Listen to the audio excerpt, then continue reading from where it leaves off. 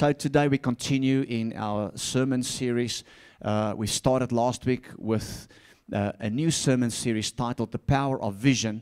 And we talked about vision, and the subtitle was Write the Vision. And we have looked at how God has a plan for every person. As a matter of fact, there is no believer, without purpose. The reason, and here's the very reason why every believer has a vision or a plan from God, is because you are God's masterpiece. You are God's masterpiece, wonderfully and fearfully made. And we looked at Ephesians 2 verse 10, where the Word of God says, you're the workmanship, the masterpiece of God, created anew in Jesus Christ to do great things, good things. And we looked at that. And the Greek word for the word masterpiece there, or workmanship, is the word poema. Can you still remember that? From where we get our word poem. Poem is a work of literary art. But you and I are a living artwork of God, an expression of God, created in the image and likeness of God. Hallelujah. Not a product of certain evolution processes that we formed over millions and millions of years. No, God created us in His own image and in His own likeness, and therefore God sees over your life, dreams over your life. And the most basic definition when it comes to vision is just to have revelation and understanding of what God sees over our lives. As a matter of fact, there is a book written about us. Did you know that? The Psalm 139. For those of you who were here last week, verse 16 says that every moment, every part, every aspect of our lives are all recorded in heaven's book. It's not the heaven's book of life. It's in heaven, a book of your life and my life. And then vision means then to have understanding of that. So as we're nearing the end of the year, the idea is that we will open our hearts and say, Lord, speak to me.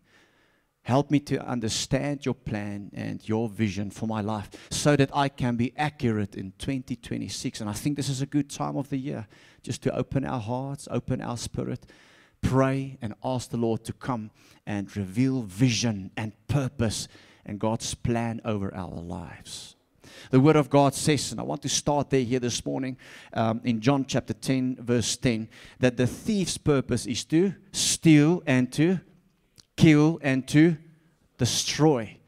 So this is a scripture that we have looked at in the past, but I think in terms of what I'll be sharing with you this morning, it's a very important scripture. So the enemy has got no good plan for your life. I just want you to understand that.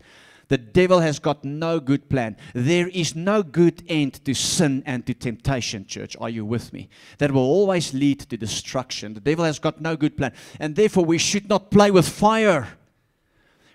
Do not play with fire. Don't play with sin. Don't play with temptation. That will lead to destruction. But here's the thing, and this is Jesus talking here. He says, but my purpose is to give you rich and satisfying life. I can't get enough of this scripture. Don't know about you, but I mean, Jesus Himself promises rich and satisfying life.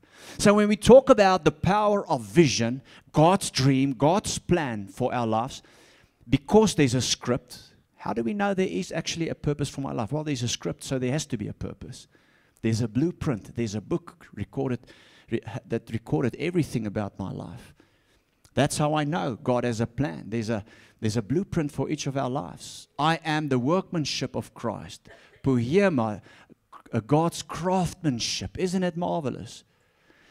And so Jesus then says, I've come to give you rich and satisfying life. Are you still excited about that? Another translation says, to give you life, and that abundant life. Now, when we talk about dream and vision, I want you to know that always lead to a rich and satisfying life. When I talk about a big dream, and this is something that we often hear, many preachers out there will preach and say, or encourage you and say, have a big dream, pray big prayers. Have you ever heard a sermon like that? Have a big dream, have a God-sized dream, pray big prayers. And I'm thinking, okay, that's good, but we have to explain that. What does it mean? Well, it means that you and I will live a rich and satisfying life. It means that you and I understand God's plan. It means we understand what God wants me to do with my life. So vision is to understand what God wants me to do with my life. And when I understand that and become accurate in that, then I live God's plan, and then I live rich and satisfying life. When I live a rich and satisfying life, that's the big dream. That's the big dream. A big dream is not just to dream something big, or go to bed and you've had pizza the evening before. Now you dream all kinds of dreams, but it's just, you understand, it's just a dream. How many of you know not every dream is something? Sometimes you had too much meat before you went to bed. And so I'm not talking about that kind of dreaming. I'm talking about God's plan, God's will. And here's the thing, obviously God can reveal His plan and His purpose to you and me through a dream.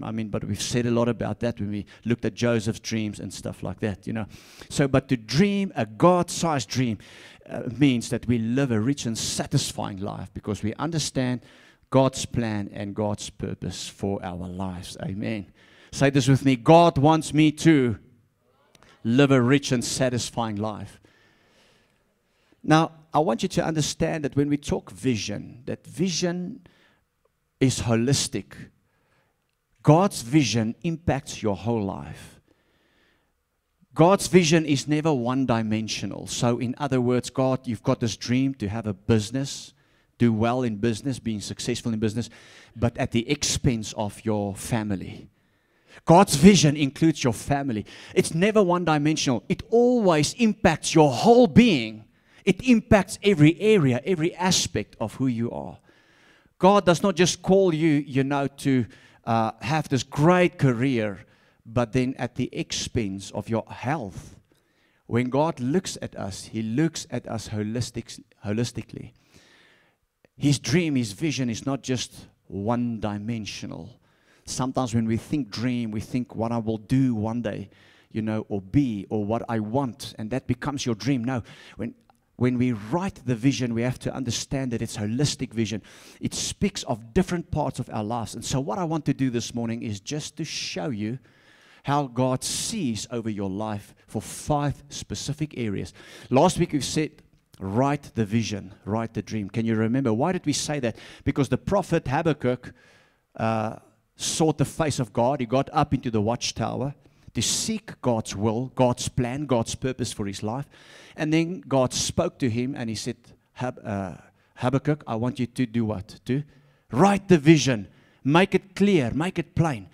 And so God is saying to us, write the vision. So when I say write the vision, I actually mean get with God. Spend time with God. Get a pen or a paper or a tablet or whatever it is that you use. Spend some time with God and hear what the Holy Spirit says. For those of you who were here last week, I gave 4 questions as a guideline that you can ask to help you write the vision. So if you weren't here last week, I can't go through everything, but I want you maybe to go and look at that again. And then make sure that you spend time with God and have revelation of what God sees. And my prayer for you is that God will open your spiritual eyes so that you will see what God wants you to see. See something God wants you to do, be a part of. See something God wants you to know. And live accurate in 2026. Live a rich and satisfying life, church. Are you with me? So are you ready? Let's look at 5 aspects of our lives that God sees. It's already recorded in our book. And I pray that as I talk about these things, that God will just drop revelation in your heart. That the Holy Spirit will drop a seed, that a light bulb will go on, and that you will realize God speaks, and that you will write the vision. The first area is obviously the area of family. God sees a Christ-centered priestly home. That's what God sees. Can I ask you, what do you see for your marriage? How's it going with your marriage this morning? Can I ask you that? If you're married this morning, how's your marriage doing? How is it going in that area? Because, after, Marissa and I was married like 20 or 21 years this year, okay. And after 20 years with 3 children, the dynamics change. So as a man, as a husband, I need to have vision for my marriage. You understand that when the children leave our home, that my wife and I will still love one another and that our marriage will still be rich. So I need to have vision. Have you got vision for your marriage? Is your marriage still portraying what God sees? What about your children? Maybe let me start here and say that when God sees, God's vision for family begins with marriage. Where one man and one woman gets married by an ordained minister because they have to submit to the covenant of marriage. I want to make sure you understand that. And that everything else, if you try to do family on your own, because we live in a day and time, you know, where people think family is just something that you can do in your own way. And if you do it on your own way, I want to promise you this morning that family will become a dysfunctional family. That's why we have such a high divorce rate in our country. That is why so many children grow up fatherless, motherless. That's why so many of our youth are in rebellion. So I want to encourage young people here today that if you think about what God's plan for your life is, that you will understand marriage, and that when you think about who you're going to marry, that you start praying for that person. Can I get a big amen right there? Don't just go for the attraction. It's not going to last. It's not going to last. Make sure you pray for your spouse. Make sure you do not get, in a position where now you live together, and you cohabit, because that's the trend in the world and everybody is doing it. But make sure that you trust God to get married in the right way. Submitted to God's covenant, young people. I help you here this morning. I step into my position now as a father for the young people here, if that's okay with you, because I want to see you do what? Live rich and satisfying life. Hallelujah. The fullness of what God has in store for you. How's it going with our families? Because God sees a priestly home. God sees marriage. God sees children being raised in the fear of the Lord. How's it going with our children? Are we raising still our kids in the fear of the Lord? Turn to somebody and tell them, write the vision for family. Joshua 24 verse 15 says, if you decide this day, it's a bad thing to worship God. Now, I love about Joshua, I will mention him one or two times here this morning, because Joshua understood holistic vision. Joshua understood that the vision was not just to lead Israel in this new and promised land, but that vision included my family. It included every part and aspect of my life. He understood godly vision impacts your whole life. It's not just one part. So Joshua said this about family. And as he was addressing the people, he said, if you decide that it's a bad thing to worship God, then choose a God you'd rather serve. Sure, that's radical. In other words, what he's saying is, you are going to serve someone or something. Make up your mind this morning who you're going to serve. Make up your mind this morning that if Jesus promised rich and satisfying life, it's going to be yours. Hallelujah. Listen, church, how many of you will pray with me today and say, Lord, help me not to miss out on anything you've promised or you have planned for me? I pray that prayer often for myself. I often pray and say, Lord, help me not to miss out on anything that you've planned for me. Because I want to live rich and satisfying life. Show me, Lord, what you see for my family. I don't want to miss out on anything in my marriage and with my children and in my family. I don't want to miss out on anything that you've planned for me. So Joshua then said, decide who you're going to serve, either God or whoever. He says, and do it today. Some of us need to make our minds up today. He says, now look at this. As for me and my family. Did you get that? As for me and my family. Family is a foundational block of society. God has designed for family. Family is not what the world tells us it is. Family is what God says it is. Come on, church, did you get that? We cannot just decide what family is going to be. God sees for family. And when He looks at you and me, He sees a spouse. He sees children. And so if you want a guideline this morning, I've summarized it here. God's vision for a family is a Christ-centered home where every member is saved. Isn't it powerful? If you have unsaved people in your family, that should be your highest priority, to start praying for that people. God sees every member saved, rooted in His Word. this becomes more and more crucial in our day and time because people don't live according to the Word anymore. They live as they see on TikTok or on Instagram or Facebook or social media. They just live, or they live using the examples of their ancestors. If your ancestors did not see the vision of God for family, you better find another example for family. That's why church and faith community is crucial, because here you're going to find examples. Hallelujah. For instance, you can look at myself and my wife and how we raise our kids, and let me just tell you, we are far from perfect, as a matter of fact. But you can see a model. You can see we're trying. You can see. So this is why patterns and models are crucial. That's why faith family is important. He says a Christ-centered home where every member is saved, rooted in the Word of God, growing spiritually and prepared to impact the world with the gospel of Jesus Christ. Write the vision for family. Hallelujah. May God help our young people. May God help those of us who are married. And some of us, you sit here and you think, okay, my family is dysfunctional. That's why you hear the message. God wants to do something in 2026 in your family. I prophesy God's going to bring forth changes in your family. How many of you will receive that today? And shout amen. Give Jesus a big praise if you take that. Vision for my family, Lord. Hallelujah. What about our health? God has a vision for your health. God does not just save you and now we wait until we get into heaven. No.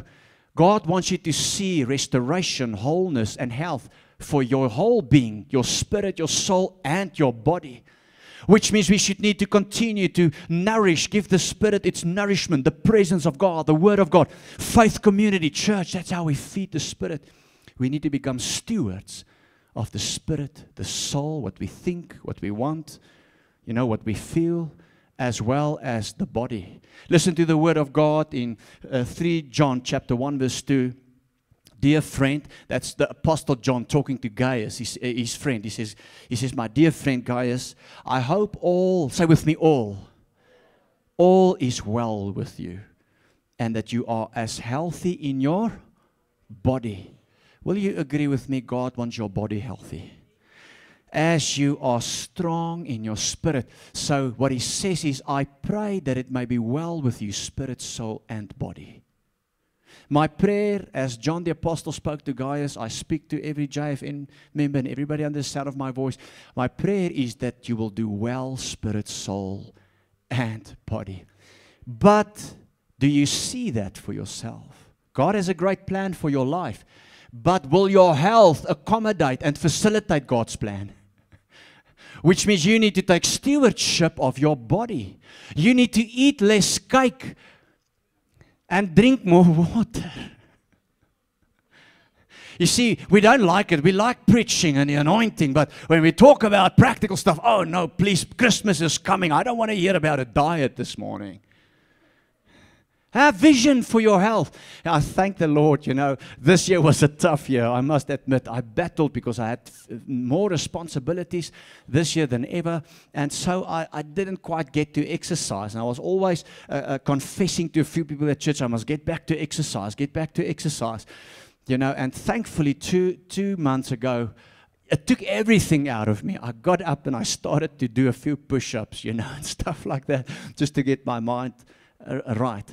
And yesterday, for the first time in I think a year or so, I have actually ran 8 kilometers again. Wow, I feel so fit. I'm a bit stiff this morning and my lower back, but I've trained, I've exercised. Why? I see wellness. I see a health for myself. So just practical, you have to exercise. From a practical point of view, if you write the vision, see yourself whole, and here's what you can do when it comes to the body. You need to do some exercise. You need to eat right. If you write the vision, you might as well write the diet. Turn to somebody and tell them, write the diet. Now, I know young people, you can still get away with stuff. Some of you, not everyone. But most of us, you need to see what you eat. Less sugar, less bread. More water, stuff like that. Pop will make you tired. Turn to somebody and tell them you are tired because you're eating too much pop. Tired all the time. You're a young person, you're tired. But you eat pop all the time. It's not what I'm saying. Somebody here told me once that pop will make you tired. For me, it's pizza. When I eat pizza, I'm tired. Pizza for me works like a sleeping pill. I eat one pizza, I'm gone. You get what I'm saying? I can't tell you what you must eat, but have vision for your health. See yourself whole, spirit, soul, and body. And get rest.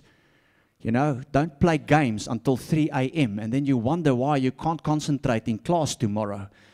You know, so stop all that game playing, all that movie watching throughout the night, and then tomorrow you've got excuses for why you can't perform.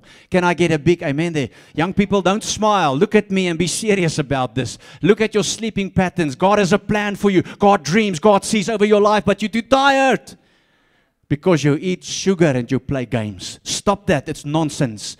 Get into the Word of God. Go to bed early. Get up in the morning and have a plan for your life. Come on, somebody shout amen and give Jesus a big praise. In this place, hallelujah. See what God sees. God's vision impacts your whole being. It's not just in one area, but it speaks about everything. What about your finances? Have you got vision for your finances? Because when God looks at you, listen, where there is vision, there is provision. Say this with me. Where there's vision, there's always provision. That means that if you are interested in God's plan for your life, God's going to make it financially possible for you. I want to say that again. If you're sitting here today and you say, well, how am I going to pay for this? How am I going to do that financially? I want to ask you if you are still in God's will. Because God's will never leads you where God's grace cannot keep you. God's will does not lead you where He cannot provide for you. That's not true.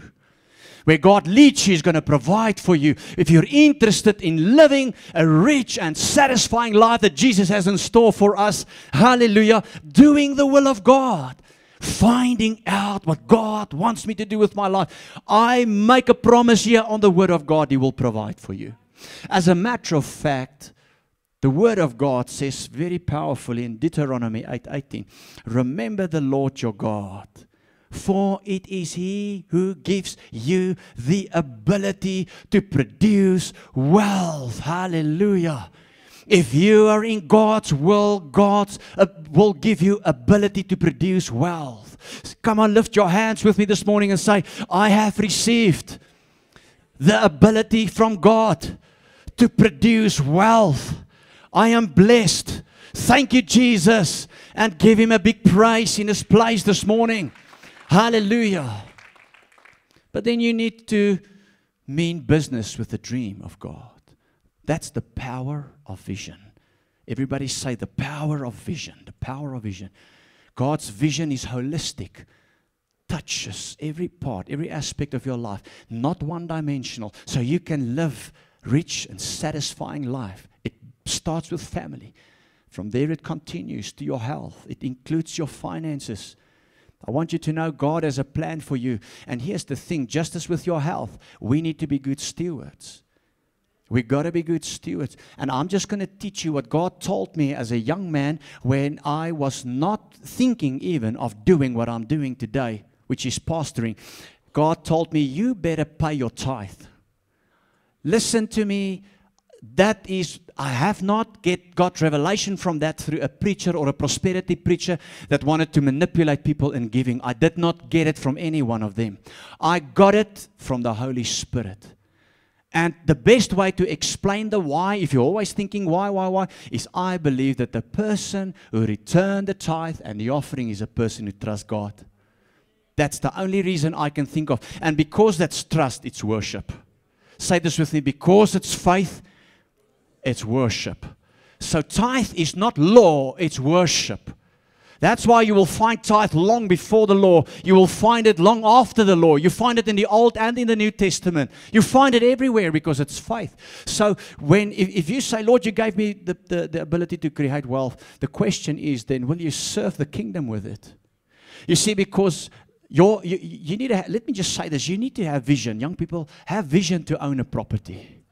How many of you will come in agreement with me here this morning and say, I'm going to own a property? Prophesy that over your life. I'm going to own property. I'm going to own my own car. I'm going to own stuff. Hallelujah. Because God produced in me, gave me the ability to produce wealth. Have vision. Have vision to save. Have vision to own stuff. Have vision to go some places. Have that vision. Say with me, write the vision.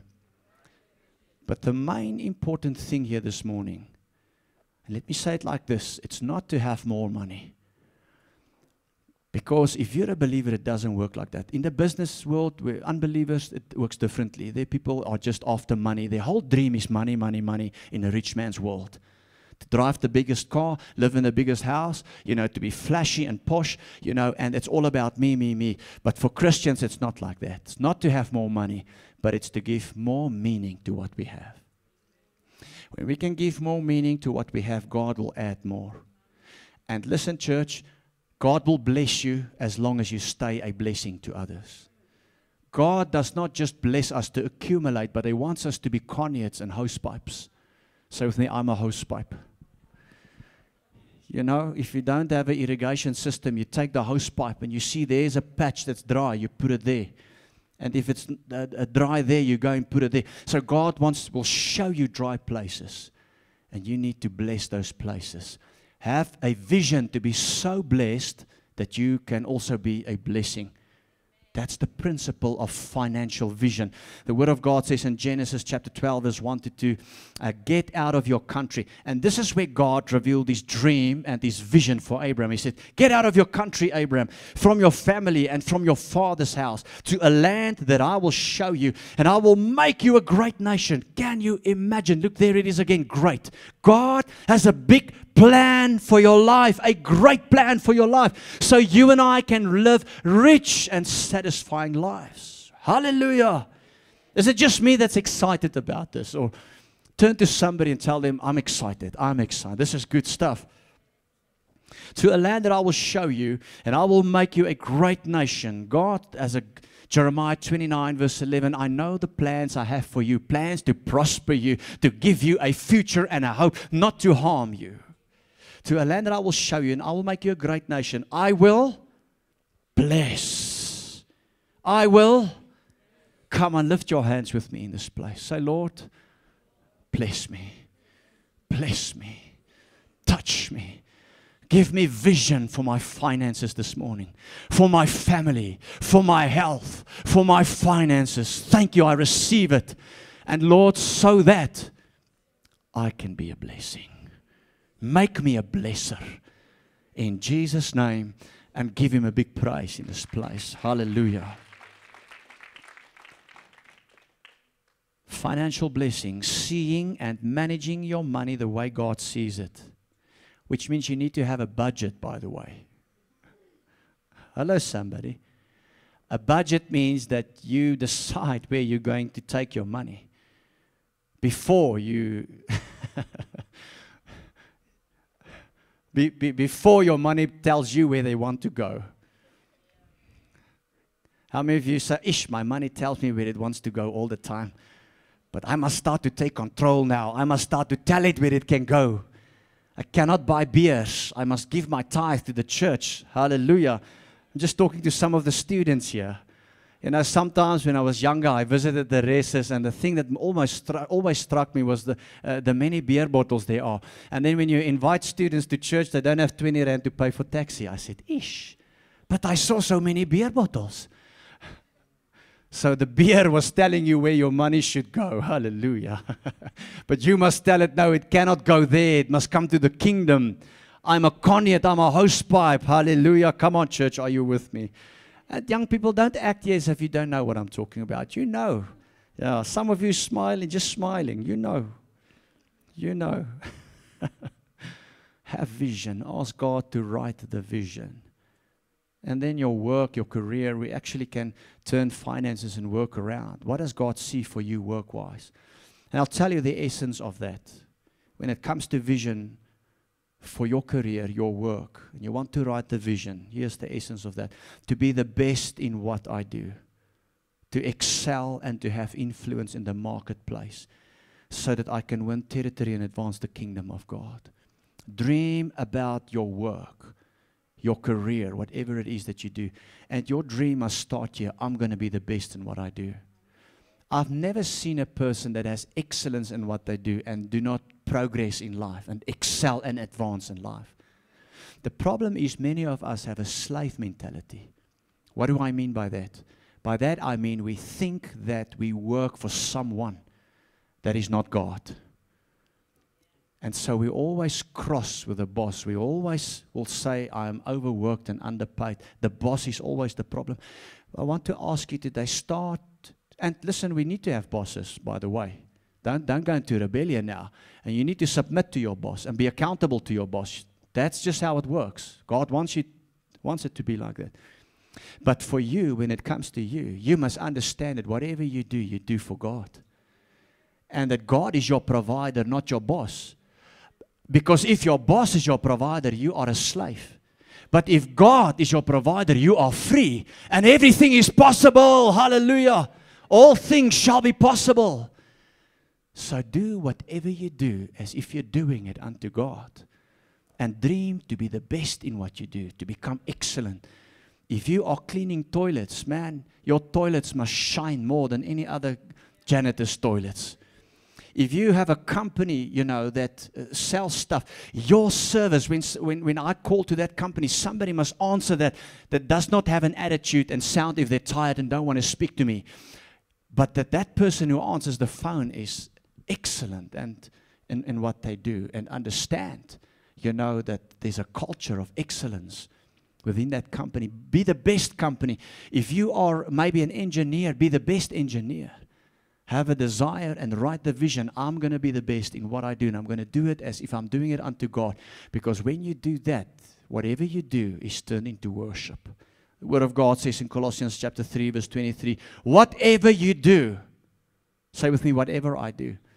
And I want to encourage people here today. Maybe you are not doing at this point in time what you really want to do. You're not doing the dream at this point in time. But I want to encourage you, just become the best in what you do. Whatever it is that you do.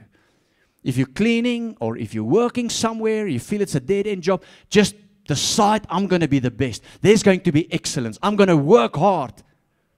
And see, because when you act like that, it's changed into worship. That's the vision. I'm going to be the best. Whatever you do, work at it with all your heart. Say with me, with all my heart. As if working for the Lord. In Jesus' name. And you will find that when you think like that, and that becomes your vision to be the best in what you do, you will discover that God's going to open doors for you because there's excellence in what you do. And that's how you will transition from where you are to where God wants you. Can you remember the story of Joseph? And he was always excellent in what he did. And he transitioned from the pit to the palace. God says you're going to transition. But write the vision for your career. See the dream. See where you're going. And see that you're going to be the best in what you do. And then finally, when we talk of, and we're talking still about dimensions of vision. We started with family. We've gone to health, spoke about finances. And we talked about career. And finally, godly vision impacts your whole life. And now we're getting to the high point. And this is where if you write the vision, Habakkuk, write the vision, make it plain, run with it. If you understand what God wants to do with your life will become a testimony. Listen to me, church. God's going to use that testimony to draw people to Him. You see, we said last week, understand how. How is the dream? Why? Why is the purpose? Where it will take place.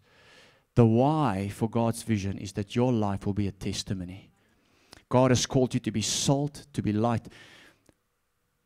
Preaching the gospel of Jesus Christ or seeing the gospel of Jesus impacting your world is the overarching purpose of godly vision. Can you say this with me? Seeing the gospel of Jesus Christ impacting my world is the overarching purpose of God's vision. Say this with me, and that is what will give meaning to my life, my family, my health, my finances, my career. if we are not bringing people to Jesus through our lives, what does it all help? Nothing. Because as Jesus was sent and seek to save the lost, so you and I are placed in this world to advance the kingdom of God. And God wants to use your life. If you're a doctor or engineer or lawyer or teacher or a toilet cleaner, He wants to use your life to draw people to Him. Can I get a big amen there?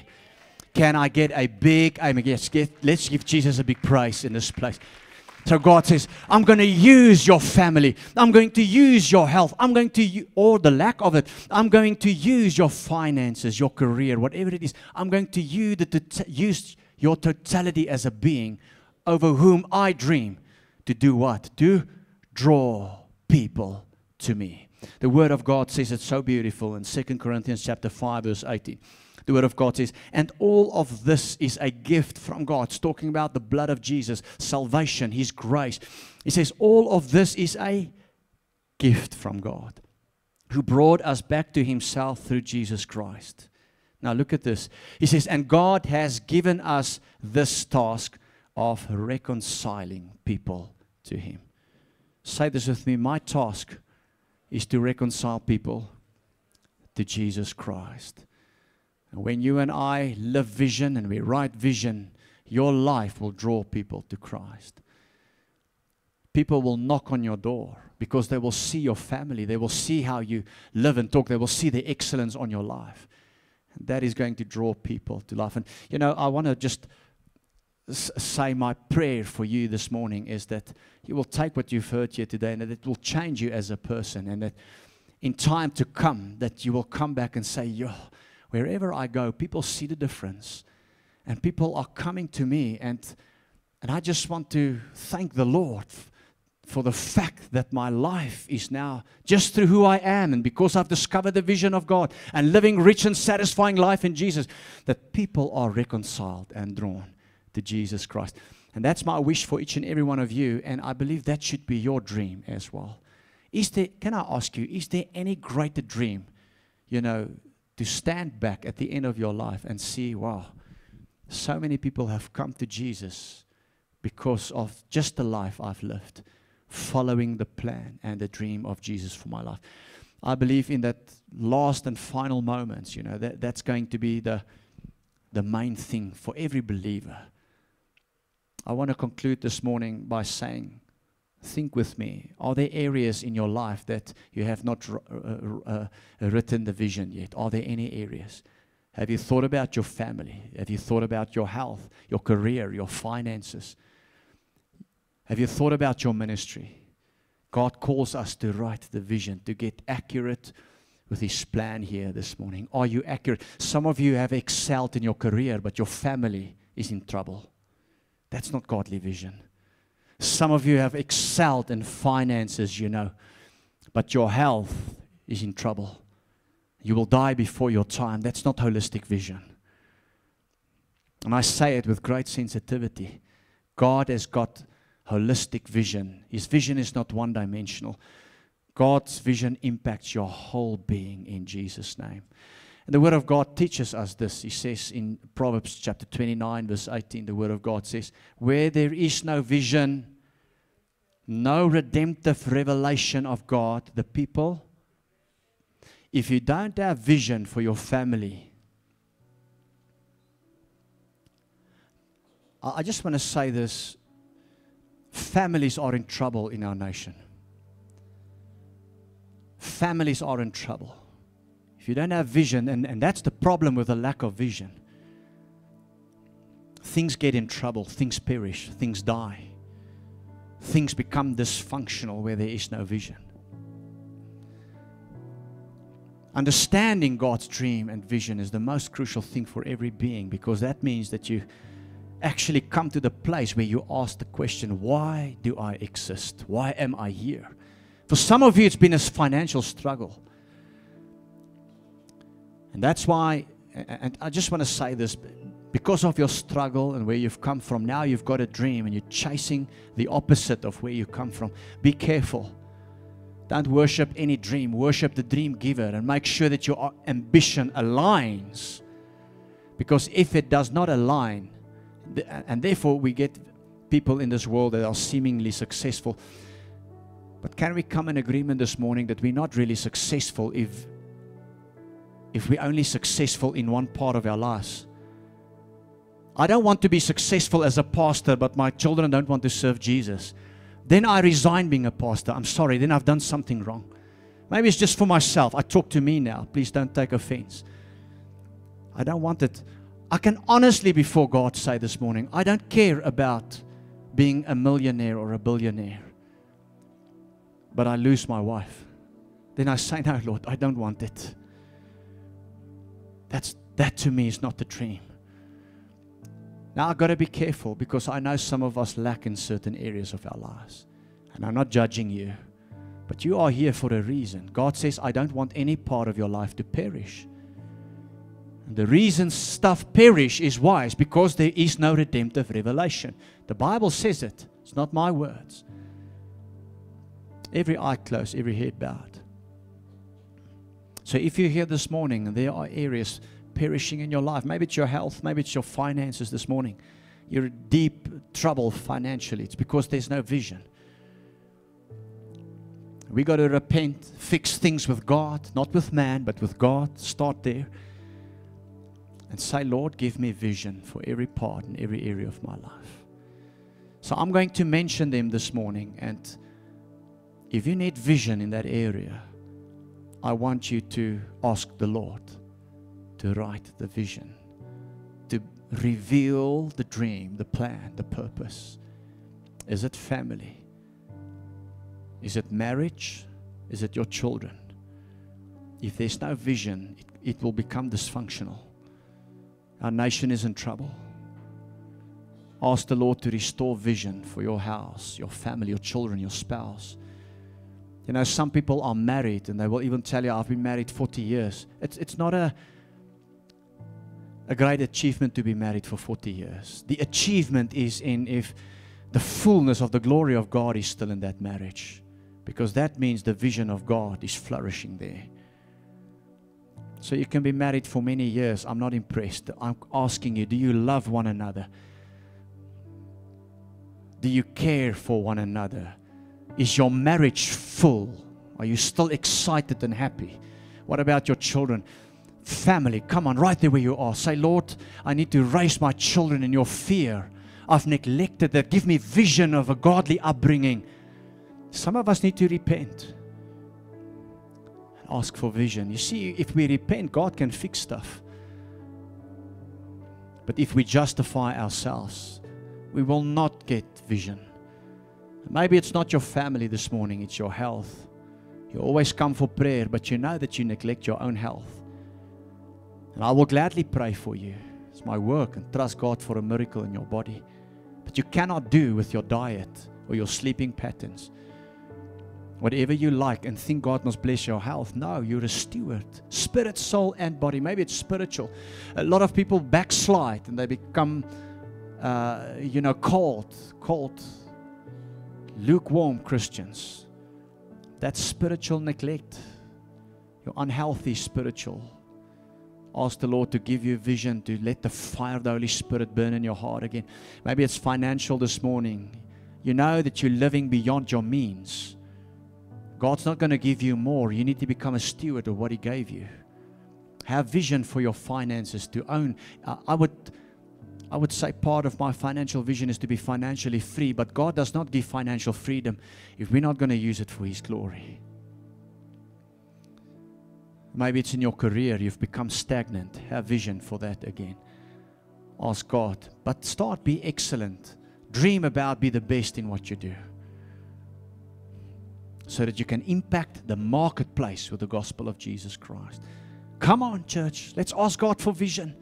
So that we can write the vision. 2026, here we come. Hallelujah. But God help us that we don't have a repeat of 2025 and 2026. Maybe you've got a great life. You earn enough. It's going okay in the family. You know, stuff like that. You're not too bad healthy. But you know that your life means nothing when it comes to bringing people to Christ. You know, you don't even think about that. Church is just for you. Just as long as I receive a word and I feel good. No, my friend, I say it with love. God calls you to more. What are you doing for Jesus? How do you serve the church? How do you impact your place where you live and move and have your being with the gospel of Jesus Christ? Get vision in your soul today so that your life may mean something in eternity. Write the vision. Father, so I pray over us this morning. Help us see, Lord, what you see. I pray and minister to every person, whether it's family, finances, health, career, ministry. I pray revive them this morning. Restore. Restore. Right there where you are seated, when every eye is still closed, every head still bowed. If you need restoration of vision in every area of your life, just lift your hand. I'm not going to ask you to come forward. But just as an act of faith and say, this message speaks to me. Include me in the prayer, and it's you and God. Father, thank you that you see every hand right now. And I pray with your people. And I ask of you right now in the name of Jesus that you restore your vision. And I declare over them, John 10:10, they shall live rich and satisfying lives because they see what you see. They've surrendered their lives to you. And right now, Lord, as we lift our hands before you, we align our will, our ambitions with your will and what you see and your vision and your purpose in the name of Jesus. And all God's people say amen. Give Jesus a big praise in this place. Hallelujah. Come on, give him a big praise. Come on, make a joyful noise. Hallelujah.